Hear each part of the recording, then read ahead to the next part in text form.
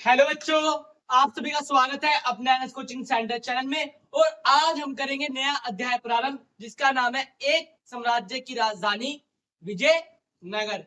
बेटा इस चैप्टर के अंदर हम अभी तक हमने क्या है बेटा उत्तर भारत का इतिहास पढ़ा, और अब हम इस अध्याय के अंदर दक्षिण भारत के इतिहास के बारे में पढ़ने वाले हैं। और दक्षिण भारत के साम्राज्य के अंदर कौन से ऐसे वंश थे जो बहुत ज्यादा क्या है प्रभावशाली और शक्तिशाली थे, और जिन्होंने एक अनूठा उदाहरण पेश किया, और कैसे विजयनगर एक विशाल साम्राज्य बन गया। और जब बेटा काफी यात्री आते हैं यात्रा करने के लिए, तो उन्होंने क्या कहा। चलिए बेटा एक एक के ऊपर करते हैं चर्चा। विजयनगर एक साम्राज्य की राजधानी।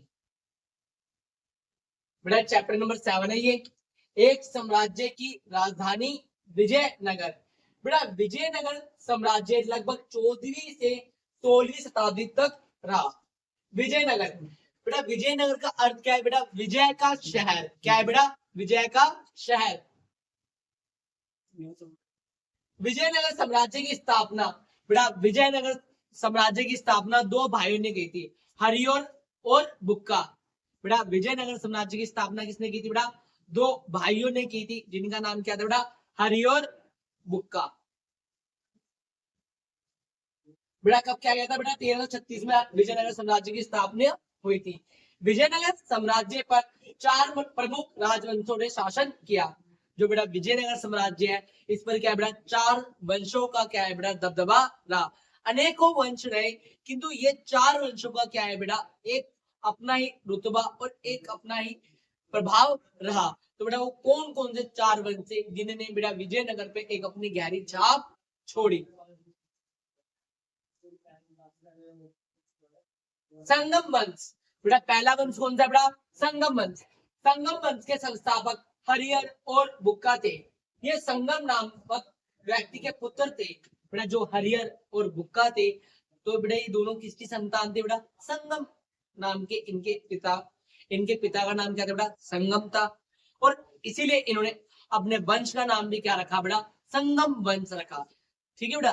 संगम वंश के संस्थापक कौन थे बेटा? हरिहर और बुक्का। बेटा कब स्थापना हुई थी? 1336 में। बेटा संगम वंश के अंदर कुछ महत्वपूर्ण राजा रहे हैं। हरिहर, बुक्का प्रथम। बुक्का ने वेद मार्ग प्रतिष्ठापक की उपाधि धारण की। बेटा बुक्का ने कौन सी उपाधि धारण की थी? वेद मार्ग प्रतिष्ठापक की उपाधि धारण की थी। बेटा तीसरा महत्वपूर्ण राजा कौन है बेटा संगम वंश में? हरिहर द्वितीय। 1377 से 1406 तक इन्होंने क्या बेटा? विजयनगर पर राज किया। इसने राजपुर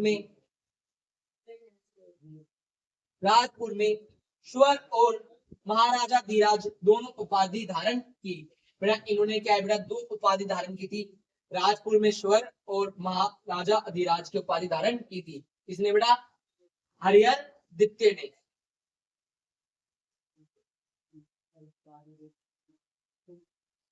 देवाराय प्रथम। बेटा संगम वंश में एक महत्वपूर्ण राजा कौन थे बेटा? देवाराय प्रथम। 1406 से 1422 तक इन्होंने राज किया। देवाराय द्वितीय 1422 से 1440 तक इन्होंने साम्राज्य का बागडोर संभाले साम्राज्य की। देवाराय द्वितीय को संगम वंश का सर्वाधिक महान शासक माना जाता है। इसने गज बेटकर की उपाधि धारण की। बेटा देवाराय जो द्वितीय है, ये क्या है बेटा? एक महान शासक रहे थे, और उन्होंने कौन सी उपाधि धारण की बेटा? गज बेटकर की। कौन सी उपाधि धारण की थी? गज बेटकर की। बेटा यहाँ पर क्या आपके एक नंबर के अंदर एक उपाधि आपसे पूछी जा सकती है। बेटा गज बेटकर की उपाधि किसने धारण की थी बेटा? देवाराय द्वितीय ने। अब्दुल रजाक इसी के समय 1442 ईस्वी में विजयनगर आया था। बेटा अब्दुल रजाक एक फारस का यात्री था, जो क्या बेटा देवाराय द्वितीय के शासन काल में क्या है बेटा? यात्रा करने आता है। बेटा उन्होंने क्या क्या देखा, उसके ऊपर पर्टिकुलर 8 नंबर का क्वेश्चन बनता है किलेबंदी से रिलेटेबल। तो बेटा उस क्वेश्चन को भी हम करेंगे। और बेटा आप इसी प्रकार से पेपर के अंदर लिख के आइएगा, और आपको फुल टू फुल मार्क्स मिलेंगे। एक एक प्रश्न बेटा आपको करवाए जाएंगे, और लेंथी क्वेश्चन कैसे आपको लिखना है, क्या हेडिंग बनानी है, सब चीजें एक ही वीडियो के अंदर आपको मिल जाएगी। बस अपने दोस्तों तक चैनल को शेयर कर दीजिए, वीडियो को शेयर कर दीजिए और उनसे भी कहिए और खुद भी चैनल को सब्सक्राइब कीजिए एनएस कोचिंग सेंटर। फ्रॉड देवर आए 1446 से 1465 में, विरूपाक्ष द्वितीय 1465 से 1485 में। बड़ा संगम वंश के बाद कौन सा वंश आया?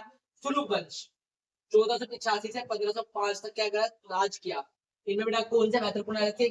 सालुक नरसिंह 1485 से 1490, इमडी नरसिंह 1490 से 1505। बेटा इसके बाद अगला वंश कौन सा है बेटा? तुलु वंश। तुलु वंश के अंदर वीर नरसिंह, कृष्णा देव राय, अच्युत देव राय, सदा शिव राय। बेटा ये महत्वपूर्ण राजा थे बेटा तुलु वंश के। संगम, सुलुक, तुलु, अरा, विडु। संगम, सुलुक, तुलु। क्या बेटा? संगम, सुलुक, तुलु, अरा, विडु। ये बेटा 4 वंश है। कौन कौन से है? संगम, सुलुक, तुलु, अरा, विडु। ठीक है बेटा।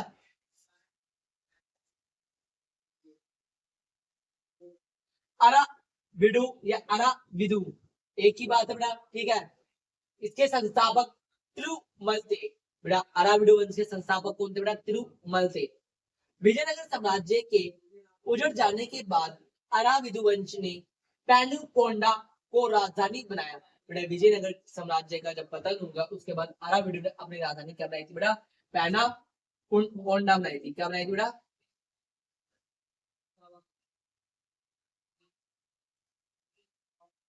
और फिर बाद में चंद्रगिरी, फिर बाद में बेटा चंद्रगिरी तिरुपति के पास शासन किया।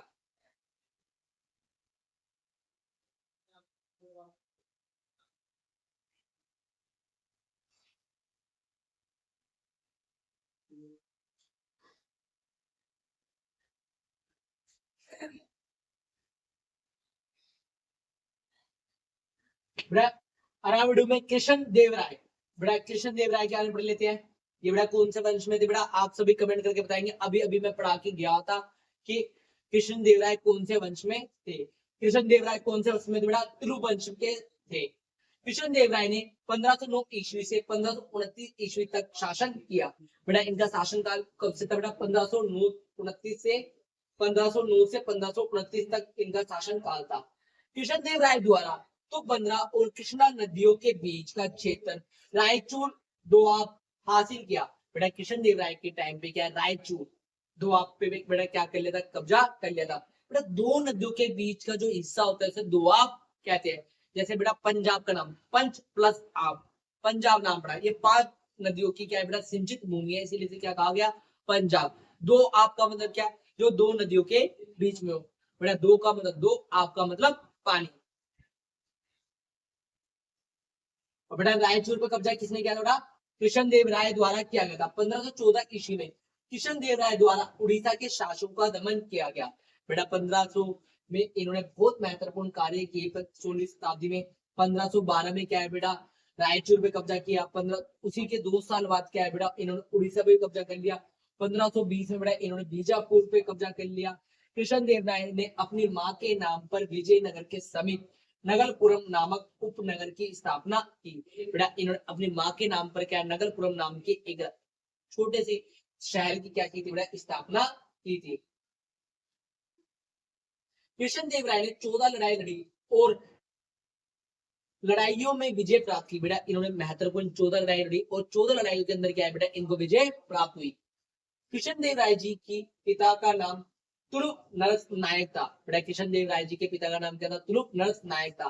कृष्ण देव राय की माता का नाम नंगला देवी था। इसीलिए बेटा नगलापुरम नाम से एक शहर की स्थापना भी की थी। कृष्ण देव राय के प्रमुख सलाहकार राम लिंगम थे। राम लिंगम जिसे बेटा तेलानी राम के नाम से भी आप जानते हो। कृष्ण देव राय द्वारा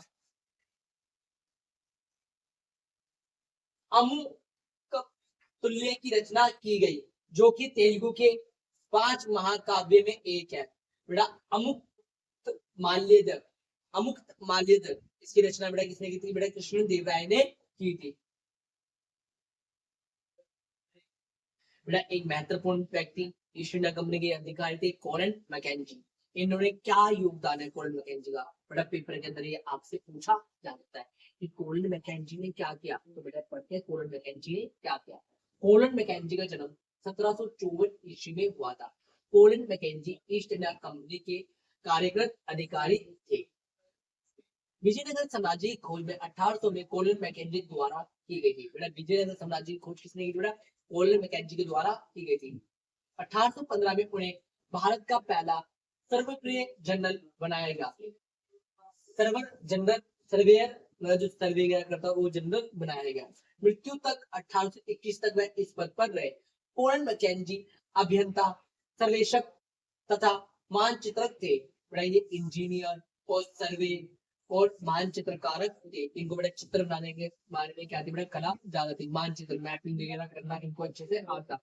हम्पी की खोज। हम्पी को विजयनगर साम्राज्य की राजधानी माना जाता है। बेटा पेपर में आया विजयनगर साम्राज्य की राजधानी क्या थी बेटा?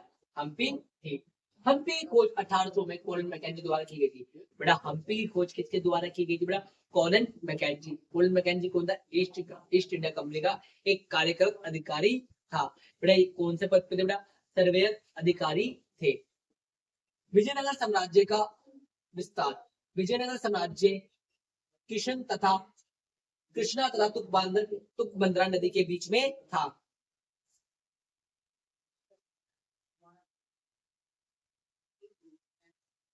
बड़ा बिदर कहाँ है? बड़ा कर्नाटका में है। गोलकुंडा तेलंगाना में है। बीजापुर कर्नाटक में है। विजयनगर कर्नाटक में है।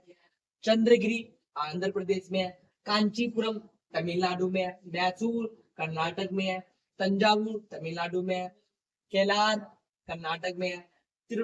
तिरुनेलवेली तमिलनाडु में है। बरार महाराष्ट्र में है। तालीकोटा का युद्ध। बेटा तालीकोटा का 1565 में हुआ था और इसी युद्ध के बाद क्या है बेटा? विजयनगर साम्राज्य का पतन हो गया था। तालीकोटा मैसूर राज्य में स्थित एक नगर है। तालीकोटा की लड़ाई विजयनगर साम्राज्य और दक्कन की सल्तनत के बीच लड़ी गई थी। बेटा दक्कन के सल्तनत और विजयनगर साम्राज्य के शासकों के बीच में लड़ी गई थी। तालीकोटा के युद्ध के समय विजयनगर साम्राज्य के शासक सदाशिव राय थे। बेटा जब बेटा तालीकोटा का युद्ध होता बेटा विजयनगर साम्राज्य का जो शासक थे उनका नाम क्या था? सदाशिव,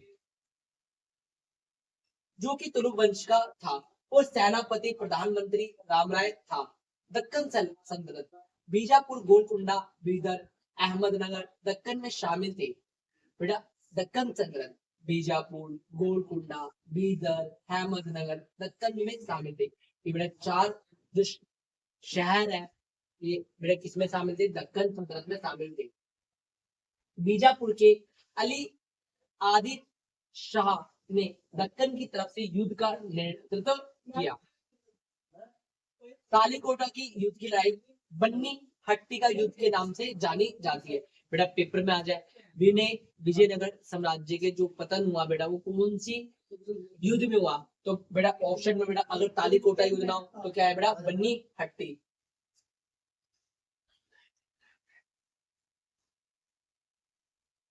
ये युद्ध राक्षस तांगड़ी नामक गांव के नजदीक लड़ा गया था, इसीलिए इसे राक्षस तांगड़ी युद्ध के नाम से भी जाना जाता है।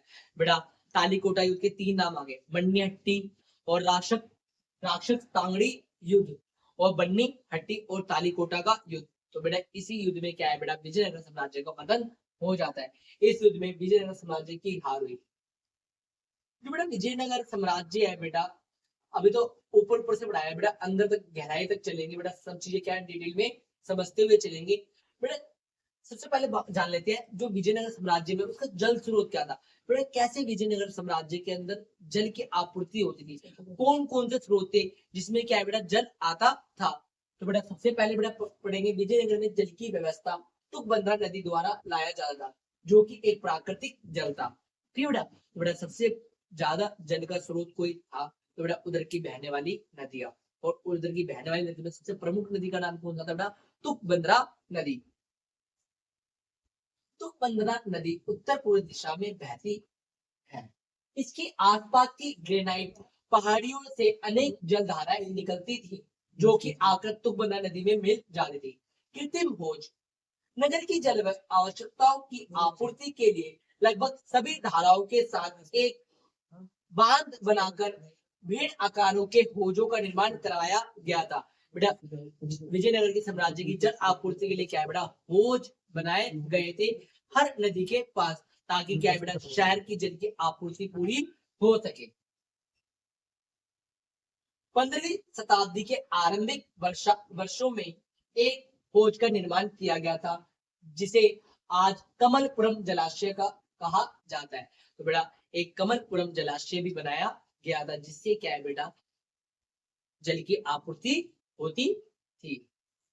कमलपुरम जलाशय के पानी से न केवल सारा आसपास के खेतों को खींचा जाता था, बल्कि इसे एक नहर के माध्यम से भी सींचा जाता था। बेटा नहरें बनाए गई, जलाशय बनाए गए, होज बनाए गए, और बेटा नदियों के पानी के द्वारा क्या है, जल की आपूर्ति की जाती थी।